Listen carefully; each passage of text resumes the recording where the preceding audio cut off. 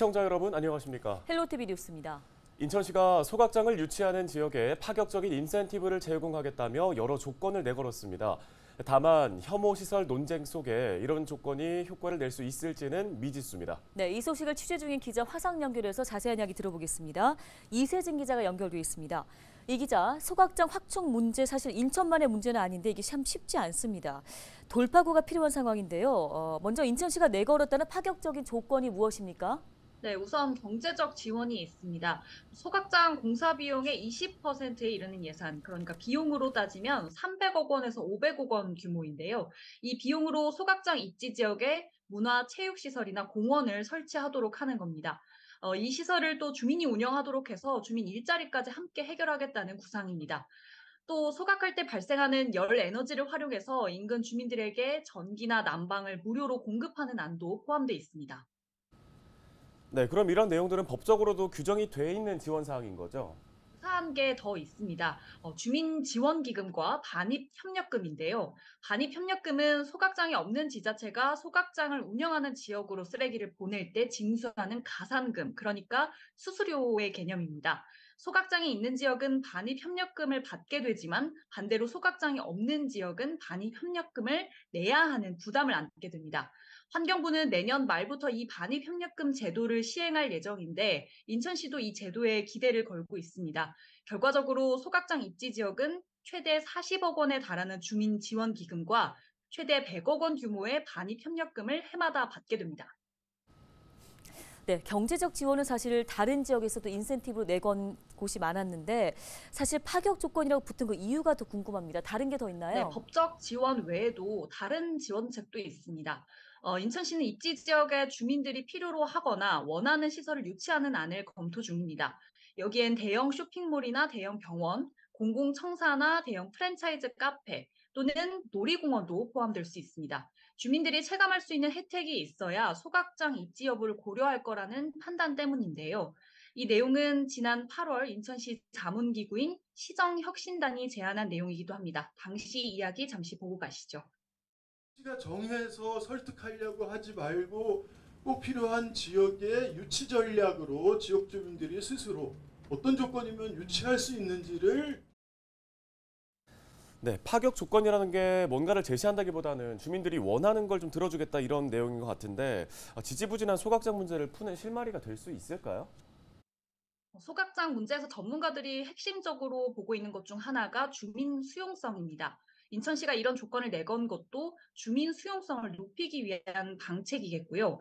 최근 인천시가 자체 조사를 통해서 시민 1,000명을 대상으로 조사를 했는데 원하는 편익시설이 들어온다면 소각장을 수용하겠냐라고 물어봤더니 55%가 긍정적인 답변을 했다고 해요.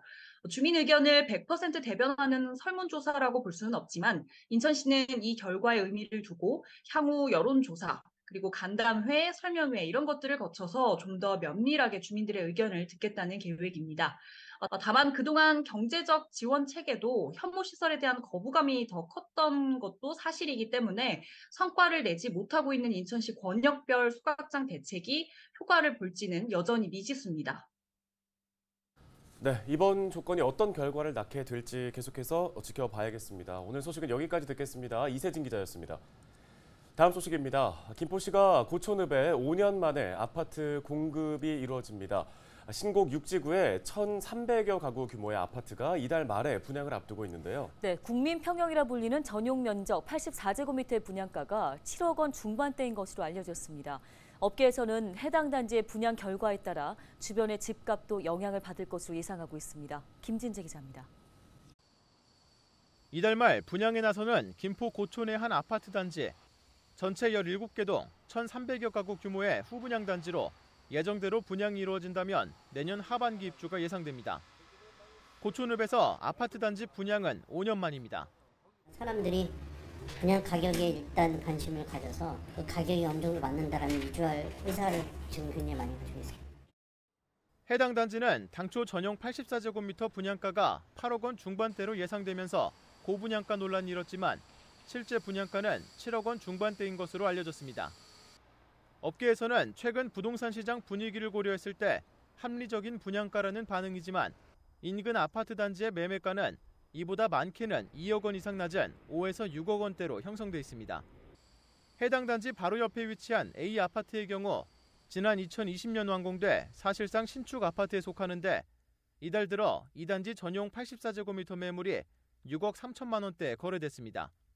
같은 달 A아파트 1단지의 전용 84제곱미터 매물은 이보다 1억 원 이상 낮은 5억 원에 거래됐습니다. 최근 경기도 광명에서 분양한 후분양 아파트 단지의 경우 전용 84제곱미터 분양가가 11억 원대에 달해 고분양가라는 지적 속에 전체 8개 타입 중 5개 타입이 1순위 마감에 실패한 바 있습니다. 전문가는 최근 분양가가 분양 성패에 큰 영향을 주고 있다면서 다만 공사비 인상 등으로 인해 건설사 입장에서는 일정 수준 분양가를 낮추는 데 어려움이 있는 실정이라고 이야기합니다. 원자재라든지 물가 상승이라든지 공사비의 상승 때문에 저렴하게 나오는 아파트 그리고 향후 한 2, 3년간의 공급이 부족할 것으로 사람들이 예상을 하고 있습니다. 그렇기 때문에 지금 분양 시장이 나쁘진 않게 흘러갈 것으로 보여지지만요. 이제 분양가가 그 분양의 성패를 가르는 기준이 될 것 같고요. 업계에서는 다음 달 청약을 앞둔 해당 단지의 분양 성적에 따라 주변 아파트 값이 영향을 받을 것으로 보고 있습니다. 헬로티비 뉴스 김진재입니다.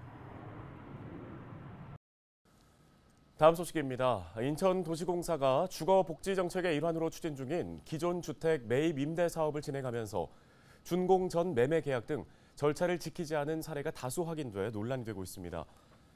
국회 국토교통위원회 소속 더불어민주당 허종식 의원이 내놓은 자료를 보면 IH는 지난 2016년 하반기 이 사업을 시작해 올해 8월까지 4,800억 원의 사업비를 투입해 148건의 계약을 체결했습니다. 이 중 기준형이 135건이었고 공모형과 약정형은 각각 9건, 4건이었는데요. 문제는 기존형에서 준공전 계약이 7건, 준공 일자의 앞선 심의가 29건 등 36건에 대해 절차를 위반한 것으로 파악됐습니다. 기존 주택을 매입할 경우 사용 검사와 사용 승인을 받은 이후 현장 조사와 심의, 감정 평가 등을 거쳐 계약을 해야 하는데요. 이에 대해 허 의원은 특정 개인이나 건설사에 사업을 몰아준 정황도 있다며 감사를 진행하고 그 결과를 공개해야 한다고 주장했습니다. 네, 지난 24일 부천 비아프를 끝으로 문화도시 부천을 대표하는 4대 국제축제가 올해 일정을 모두 마무리했습니다. 코로나19의 긴 터널을 지나서 일단은 다시금 제 모습을 찾기 시작했는데요. 네, 대부분 긴 세월 이어진 국제 행사인 만큼 이젠 새 활로를 찾는 노력도 필요하다는 지적이 나옵니다. 이정화 기자입니다. 시승격 50주년, 올해 부천의 모든 행사에서 빠짐없이 등장했던 화두입니다. 부천의 50년 세월을 시민과 함께 축하하겠다는 의미를 담은 겁니다. 이 때문인지 주요 국제 행사 가운데 가장 규모가 큰 부천국제 판타스틱 영화제에서도 올해는 시작 전부터 지역과 시민을 강조했습니다. 지역 연계 인프라가 부족하다거나 부천 특색을 살리지 못하고 있다는 오랜 비판을 의식한 것으로 풀이됩니다. 접근성이 좋다라고 하는 이 부천의 지역성이 실제로 체류와 이런 것들이 이루어지지 않으면서 어떻게 보면 주변으로 좀 더 확산해 나가지 못하는 그런 부분들이 있었습니다. 그래서 좀 더 많이 머무르게 하고 부천을 좀 더 많이 느끼게 할 수 있도록 지역 상권이나 지역 경제하고 어떻게 매칭을 해서 코로나19 여파로 한동안 침체에 빠졌던 영화제는 대면 행사를 대폭 늘렸습니다. 그 결과 올해 영화제 관객은 6만 7천여 명으로 지난해보다 20% 가까이 증가했고 시민 체험형 행사인 7월의 카니발은 50% 이상 늘었습니다. 또 부천 세계 비보이 대회는 브레이킹이 항저우 아시안게임과 내년 파리올림픽 정식 종목으로 채택되며 그 어느 때보다 관심이 높았습니다.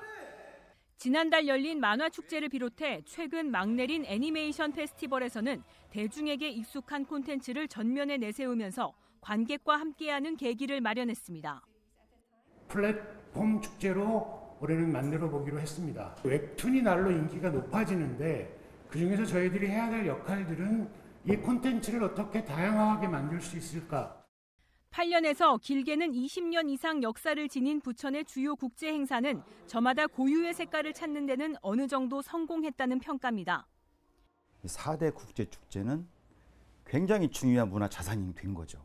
부천이라는 도시를 국제적인 문화 도시로서 알리는 데도 굉장히 중요한 역할을 했고 그다음에 이제 그 장르별로 어쨌든 간에 네트워킹이라든가 생태계를 구축한 점 이런 점들은 상당히 의미가 있다고 생각합니다. 산적한 과제도 있습니다. 축제별 다양성과 고유성은 인정하되 새롭게 협업할 수 있는 지점을 찾아야 한다는 겁니다. 지역에 있는 여러 가지 자원들을 이렇게 창조적으로 융합하는 데까지는 아직 이르지 못하지 않았나. 개별 축제들이 조금 상호 연계를 하면서 협업을 하면서 새로운 융합의 가치를 만들어갈 것인가에 대한 고민이 굉장히 필요한 시점이라고 생각이 듭니다. 지난 2020년 기준 부천의 문화 관련 예산은 1,300억 원을 넘어 전체 예산의 7%를 차지하고 있는데 전국 기초지자체 가운데 가장 높은 수준입니다. 국제 행사의 이름값에 더해 매년 투입하는 혈세가 불어나는 만큼 이제는 부천 지역 사회와 동반 성장할 수 있는 해법을 모색해야 할 때입니다. 헬로티비 뉴스 이정아입니다.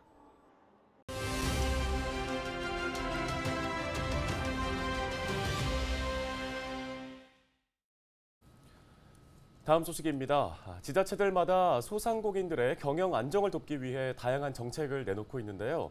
착한 가격 업소를 지원하는 조례도 늘고 있습니다. 오늘은 최근 김포시의회를 통과한 착한 가격 업소 지원 조례 내용 살펴보겠습니다. 네, 김포시의회 행정복지위원장 맡고 있는 유영숙 김포시 의원이 전화 연결돼 있습니다. 의원님, 먼저 김포시에 착한 가격 업소 지원 조례가 생긴 이유를 좀 설명해 주실까요? 네, 코로나19와 러시아, 우크라이나, 또 이스라엘, 팔레스타인 전쟁 등의 영향으로 전 세계적으로 높은 인플레이션이 장기간 지속되고 있습니다. 우리나라도 고물가, 고금리, 고유가로 서민 경제에 빨간불이 들어온 지 오래입니다.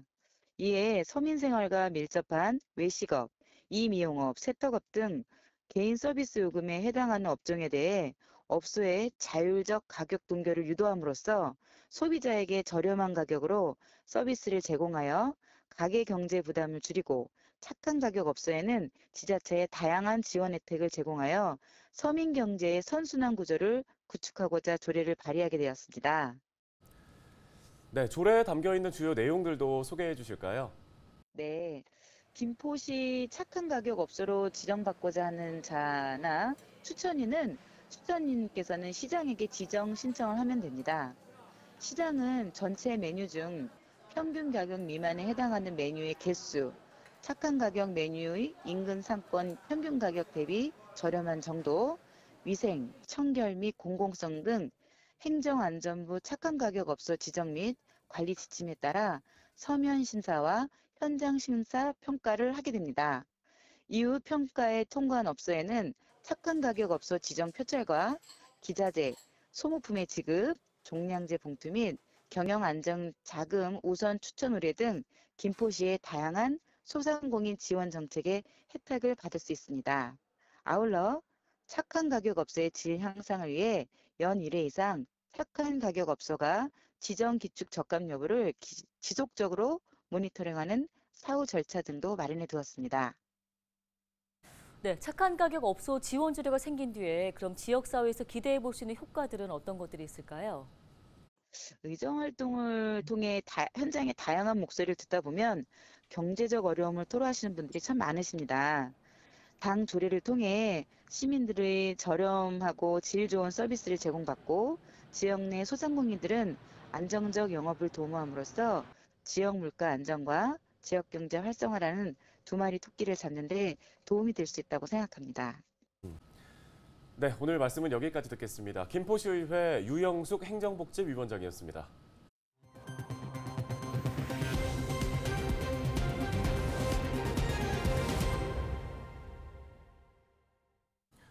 국토교통부가 지난 25일 전세사기 피해 지원위원회 심의를 통해 전세사기 피해 963건을 추가로 결정했습니다.